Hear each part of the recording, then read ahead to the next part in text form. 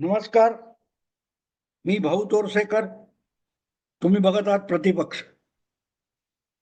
मित्रांनो, राजकारणात अनेक गोष्टी ज्या घडत असतात त्या दिसत असतात, तशाच घडत असतात असं नाही. तर समोर जे दाखवलं जातं त्याच्या खूप मागे पडद्याआड बऱ्याच वेगवेगळ्या गोष्टी चालत असतात. आणि त्यामुळे जोपर्यंत पडद्याच्या आड चाललेल्या गोष्टी समोर येत नाहीत तोपर्यंत आपल्या समोर घडणाऱ्या राजकारणाचे धागेदोरे आपल्या हाती लागत नाही.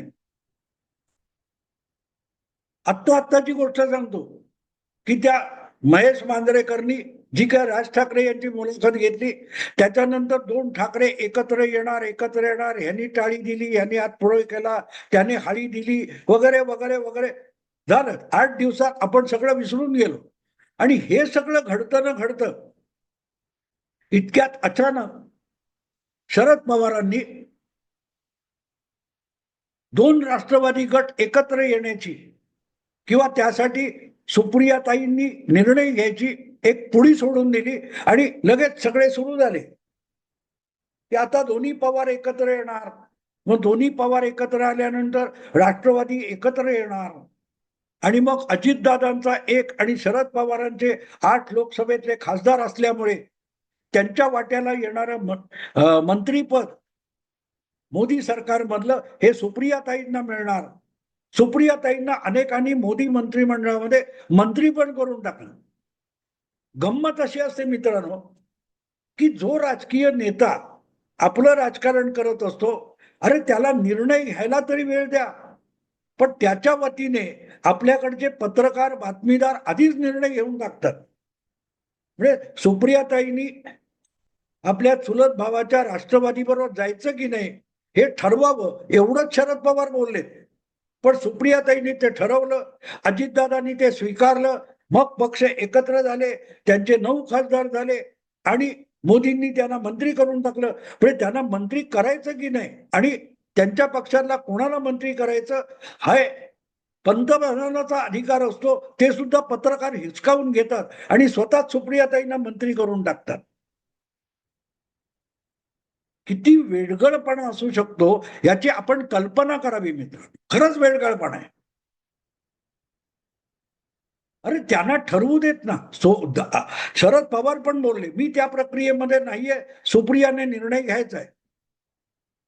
शरद पवार सुद्धा असा निर्णय घेण्याविषयी मनातून साशंक आहेत हा त्यांच्या बोलण्याचा अर्थ होतो. निर्णय घ्यायचा सुप्रियाने घ्यायचा किंवा दीर्घकाळ विरोधी पक्षाच्या राजकारणात बसायचं का आणि राजकारणात विरोधी म्हणूनच राहायचं की सत्तेत जायचं हे सुप्रियाने ठरवायचं. याचा अर्थ सरळ होतो की या पुढच्या भविष्यामध्ये राजकारण हे सत्तेचं करायचं की विरोधी पक्षाचं करायचं हे सुप्रियाने ठरवायचंय. बाप म्हणून मी ठरवणार नाही. आता शरद पवार असं का बोलले हे पण समजून घेतलं पाहिजे. शरद पवार ज्या घरात वाढले त्यांचं सगळंच्या सगळं कुटुंब 60-70 वर्षापूर्वीपासून विरोधी राजकारणातलं होतं. शेतकरी कामगार पक्ष हा त्या कालखंडामध्ये महाराष्ट्रातला सगळ्यात मोठा विरोधी पक्ष होता. सगळ्यात मोठा विरोधी पक्ष. कम्युनिस्ट पक्ष, समाजवादी पक्ष, जनसंघ, रिपब्लिकन असेही पक्ष होते. पण महाराष्ट्रात आज जसा भाजप किंवा त्याच्या आधी शिवसेना हे 2 नंबरचे पक्ष होते, तसा 1955-60 पण ज्या कालखंडामध्ये अगदी 70-72 ने 85-80 पर्यंत 2 नंबरचा पक्ष कुठचा तर शेतकरी कामगार पक्ष पिढी जात होता. हे शरद पवारांची बहीण ही शेतकरी कामगार पक्षाचे वरिष्ठ नेते ND पाटील यांचं अलीकडे निधन झालं. त्यांच्या पत्नी स्वतः शरद पवारांची माता जन्मदाती ही सुद्धा शेतकरी कामगार पक्षाच्या काय त्या जिल्हा परिषद वगैरे निवडणुका लढलेली. त्यांचे बंधू शरद पवारांचे बंधू हे विधानसभेची निवडणूक बारामतीमधून शेतकरी कामगार पक्षातर्फे लढले होते पोटनिवडणूक. आणि त्या निवडणुकीत शरद पवारांनी आपल्याला सत्तेत राहायचंय म्हणूनच काँग्रेस पक्षातर्फे आपल्या सख्ख्या भावाच्या विरुद्ध प्रचार केला होता आणि आपल्या भावाचा पराभव घडवून आणला होता. तेव्हा आपल्याला विरोधी राजकारणात राहायचं नाही, हा अत्यंत कोवळ्या वयामध्ये शरद पवारांनी घेतलेला निर्णय होता. बाकीचे सगळी भावंड, सगळा परिवार, सगळा कुटुंब, सगळा वारसा हा शेतकरी कामगार पक्षाचा म्हणजे विरोधी राजकारणाचा असताना शरद पवारांनी आपल्याला विरोधी पक्षाचं राजकारण करायचं नाही, आपल्याला सत्तेचं राजकारण करायचंय हे ठरवूनच 6 दशकांची वाटचाल केली. आणि म्हणून शरद पवार जेव्हा सुप्रियाला म्हणतायत की माझा वारसा म्हणजे सत्तेचं राजकारण करायचं हा माझा खरा वारसा आहे आणि तो वारसा जर अजित चालवत असेल तर त्याच्याबरोबर राहून माझा वारसा पुढे न्यायचा की मी अल्पकाळ विरोधी राजकारण केलंय तो माझा वारसा चालवायचा, हे सुप्रियाने ठरवायचं. थोडक्यात आपल्या आधीच्या पिढीचा जो वारसा आहे, आईचा किंवा बहिणीचा, परिवाराचा, विरोधी राजकारण करायचं हा पवार खानदानाचा ओरिजिनल वारसा आहे, परंपरा आहे. ती शरद पवारांनी मोडली होती आणि ते सत्तेच्या राजकारणात गेले आणि पुढच्या काळामध्ये हळूहळू करत सगळं पवार कुटुंब हे काँग्रेसमय होऊन गेलं. अजितदादा झाले, सुप्रियाताई झाल्या, रोहित पवार, सगळेच्या सगळे काँग्रेसी वाटचालीत आले. पण त्यांच्या भगिनी आणि त्यांचे मेहुणे प्राध्यापक एन डी पाटील हे मात्र शेका पक्षात राहिले आणि शेका पक्षाचं राजकारण, विरोधाचं राजकारण पुढे रेटत राहिले. अगदी एकदा कुठच्या तरी मुलाखतीत शरद पवारांनी म्हटलं होतं की माझ्यापेक्षा एन डी पाटील हा जावई हा त्यांच्या आईचा लाडका होता, म्हणजे विरोधी राजकारणाचे लाड त्यांच्या मातोश्री सुद्धा करत होत्या. आणि म्हणून शरद पवार जेव्हा म्हणतात की सत्तेचं राजकारण करायचं की विरोधाचं राजकारण करायचं हा निर्णय सुप्रियाने घ्यायचा आहे, तेव्हा ते काय समजावत आहेत बघा की पवार परिवाराचा जो ओरिजिनल वारसा आहे, विरोधी राजकारण करायचं, सत्तेच्या विरोधातलं राजकारण करायचं, हा वारसा सुप्रियाला चालवायचा आहे की माझा म्हणजे शरद पवारांचा सत्तेत बसण्याचा कुठल्याही मार्गाने सत्तेत जाऊन बसायचा आपला वारसा आहे तो चालवायचा, हे सुप्रियाने ठरवायचं. कुठच्या पक्षाच्या विरुद्ध, भाजपच्या विरुद्ध, कुठची विचारसरणी, कुठची विचारधारा या गोष्टी दुय्यम आहे. सत्तेचं राजकारण करायचं असेल तर त्यासाठी वाटेल त्या तडजोडी करायला लागतात. उगाच विचारधारा वगैरे असला टेंबी मिरवण्यात अर्थ नाही, हा शरद पवारांच्या सांगण्याचा अर्थ आहे. आणि तो अजितदादांनी व्यवहारी प्रॅक्टिकल करून दाखवलाय. आज सुद्धा भाजपच्या सोबत जाऊन भाजप किती हिंदुत्वाचा उदो करू, अजितदादा सातत्याने आपण फुले शाहू आंबेडकर विचारसरणीचे आहोत आणि त्यातच राहणार हे ठामपणे सांगतात. पण सत्तेसाठी भाजप बरोबर तडजोडी करायला आपण जाणार हे पण सांगतात. अगदी आत्ताचं सरकार विधानसभा निवडणुकीनंतर बनत होतं त्यावेळेला शेवटच्या क्षणापर्यंत एकनाथ शिंदे सरकारमध्ये जाणार का याची कुजबूज चालू होती. अशा वेळेला पत्रकारांसमोर एकनाथ शिंदेचा शपथविधी होणार का हा प्रश्न विचारल्यानंतर अजितदादांनी तात्काळ सांगून टाकलं, मी उपमुख्यमंत्री पदाची शपथ घेणार आहे. म्हणजे हिंदुत्वाच्या विचारधारेत असलेले एकनाथ शिंदे आणि देवेंद्र फडणवीस बाजूला बसले आणि तरी एकनाथ शिंदे यांची घालमेल चालू होती. पण अजितदादांनी साफ सांगून टाकलं की सरकार कुठचंही असो, विचारधारा कुठची असो, मला सत्तेत बसायचंय आणि त्यामुळे मी कसले आडेवेडे घेत नाही, मी शपथ घेणार आहे. तेव्हा हा शरद पवारांचा वारसा आहे. हा पवार घराण्याचा वारसा नाही किंवा शरद पवारांच्या आधीच्या पिढीचा वारसा नाहीये. आधीच्या पिढीचा किंवा ओरिजिनल पवार घराण्याचा वारसा हा विरोधी राजकारणाचा आहे. तेव्हा सुप्रियाताईंसमोर शरद पवारांनी जे काय आव्हान ठेवलेलं आहे ते साफ आहे. निवड कशी करायची तर आजीची करायची की बापाची करायची हे सुप्रियाने ठरवलंय. आणि हा विषय इतका गदारोळ चालू असताना हे इतकं बारकाईने पवारांचा वारसा म्हणजे काय, सुप्रियाताईंनी निर्णय करायचा तर कशातून करायचा याची कुठेही चर्चा नाही. हे तिकडे जाणार का, इकडे जाणार का, मंत्री होणार का, बस इतकी उथळ चर्चा होते. पण पवारांनी आपल्या मुलीसमोर अत्यंत मूलभूत असा प्रश्न ठेवलेला आहे की तू आजीच्या वाटेने जाणार आहेस की बापाच्या वाटेने जाणार. कारण पुतण्या जो आहे तो आजीच्या वाटेने गेलेला नाही. सुप्रिया आजीच्या वाटेने जायच्या घोषणा करत असतात. आणि मग यात जवळजवळ सगळं ठरलं. आता जयंत पाटील शरद पवार गटाचे प्रदेशाध्यक्ष यांची बैठक होणार आणि त्यावर शिक्कामोर्तब होणार की लगेच पुढच्या आठवड्यामध्ये एकत्रीकरण सुप्रियाताईंचा शपथविधी इथपर्यंत मीडिया जाऊन पोहोचला. आणि अचानक अजितदादांनी त्याचा तुकडा पाडला. अजितदादांनी साफ सांगून टाकलं असा कुठलाही प्रस्ताव आमच्या समोर नाही. म्हणजे शरद पवार आणि त्यांचा जो गट आहे किंवा त्यांचा जो पक्ष आहे तो अजितदादांच्या पक्षामध्ये विलीन होण्याचा कुठलाही प्रस्ताव नाही असं सांगून अजितदादांनी ही सगळी चर्चा उचलून कचऱ्याच्या टोपलीत टाकून दिली. तर मग का टाकून दिली, अजितदादांनी का टाकून दिली?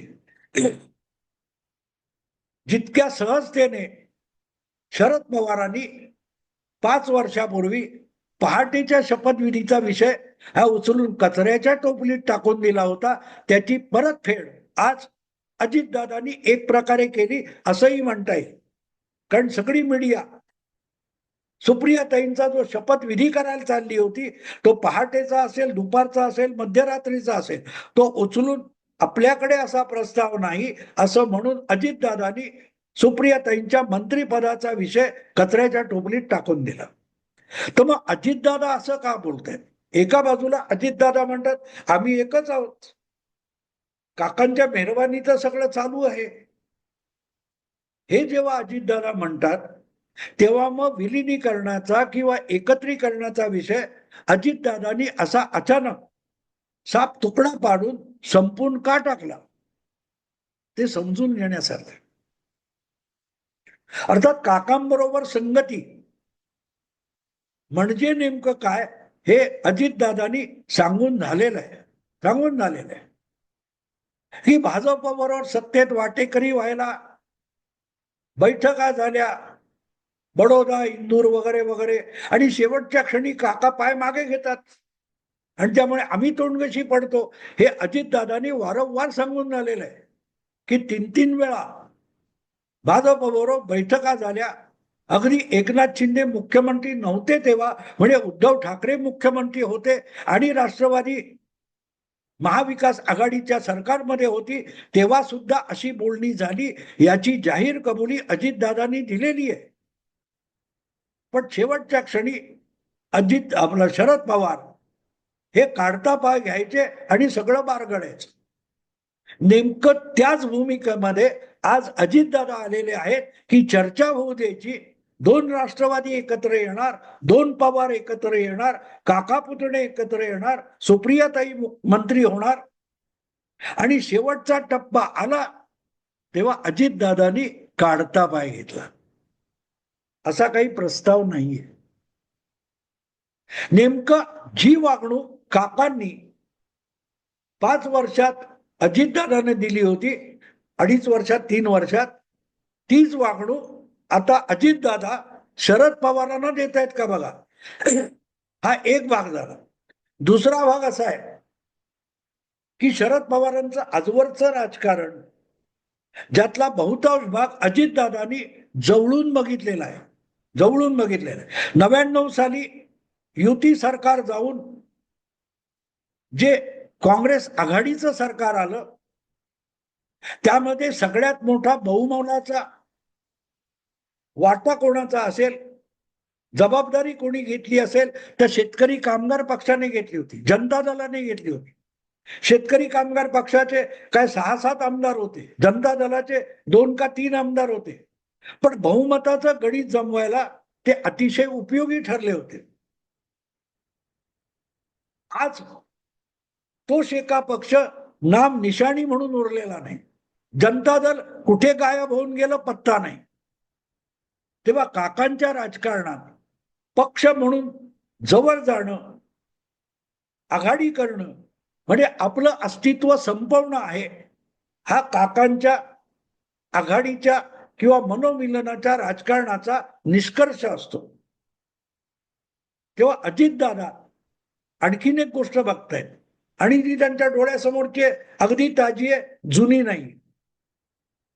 मुख्यमंत्री पदाचं आमिष दाखवून शरद पवारांनी महायुती फोडण्याचा मोठा गेम केला, पावसात भिजून केला.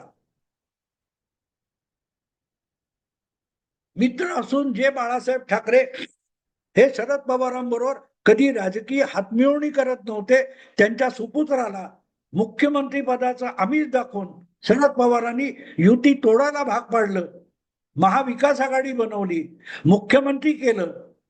आणि आज त्या उद्धव ठाकरेंच्या हातात काय शिल्लक राहील?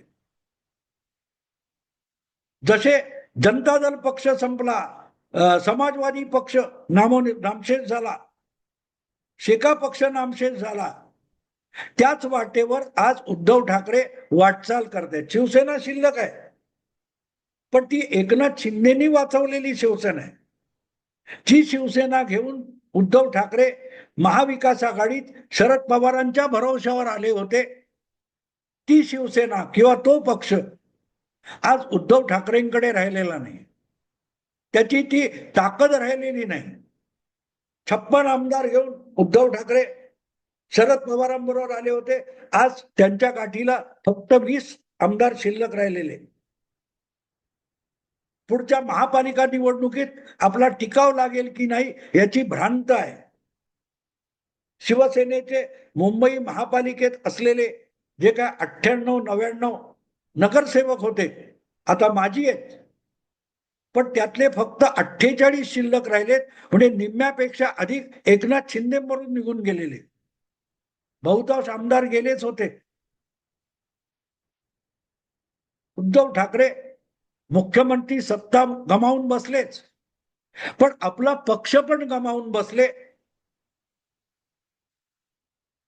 शरद पवारांबरोबर जाण्यासाठी ही एवढी किंमत मोजावी लागते. सत्ता राहील याची गॅरंटी नाही, पद राहील याची गॅरंटी नाही, पण आपलं पक्ष आपल्याकडे राहील याची पण गॅरंटी नाही. ज्या भुजबळांना शरद पवारांनी शिवसेनेतून काँग्रेसमध्ये आणलं होतं, त्यांचेही वेळोवेळी पवारांनी पंख छाटले. अजितदादांचे कसे पंख छाटले ते खुद्द शरद पवारच सांगतात, आपला अजितदादाच सांगतात. तेव्हा पवारांबरोबर अगदी काका असले तरी बरोबर जाणं राजकीय दृष्ट्या याचा अर्थ आपला उद्धव ठाकरे करून घेणं आहे. स्वतंत्ररित्या आपण पक्ष चालवत होतो, आपली मनमानी आपली हुकूमत चालवत होती पक्षात.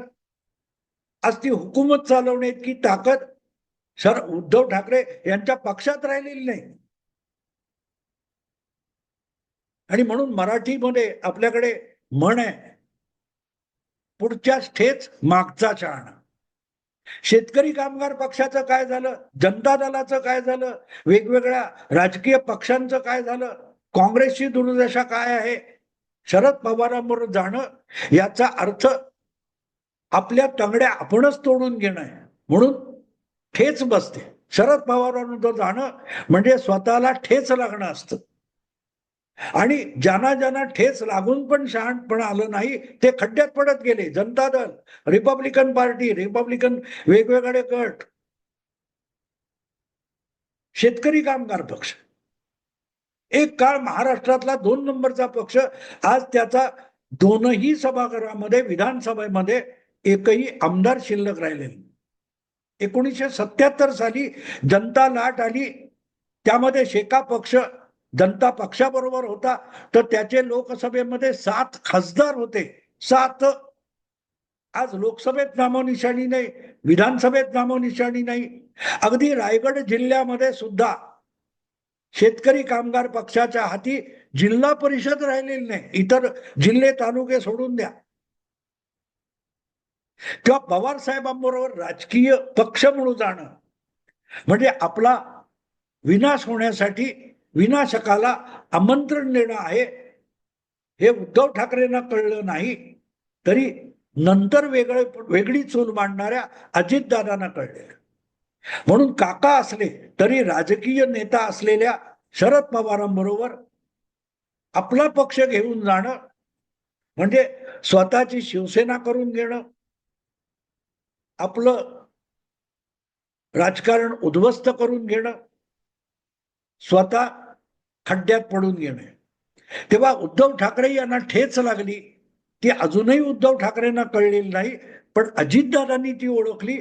म्हणून तशी वेळ येते असं दिसलं, दोन गट एकत्र करायचे, तेव्हा पहिलं त्यावर त्यांनी तुकडा पाडला आणि असा कुठला प्रस्ताव नाही. म्हणून दोन राष्ट्रवादी गटांची विसर्जन किंवा विलिनीकरण थांबवण्याचा अजितदादांनी निर्णय घेतला. याचं कारण उद्धव ठाकरेंना ठेच कुठे लागली आहे हे अजितदादांना कळलेलं आहे. म्हणून आपल्याला ठेच पण लागायला नको, आपण खड्ड्यात पडायला नको, म्हणून अजितदादा वेळच्या वेळी शहाणे झाले. इतकाच त्याचा अर्थ आहे. आत्ता मी थांबतो. आवडलं लाईक करा, शेअर करा आणि प्रतिपक्षाला सबस्क्राईब करा. नमस्कार.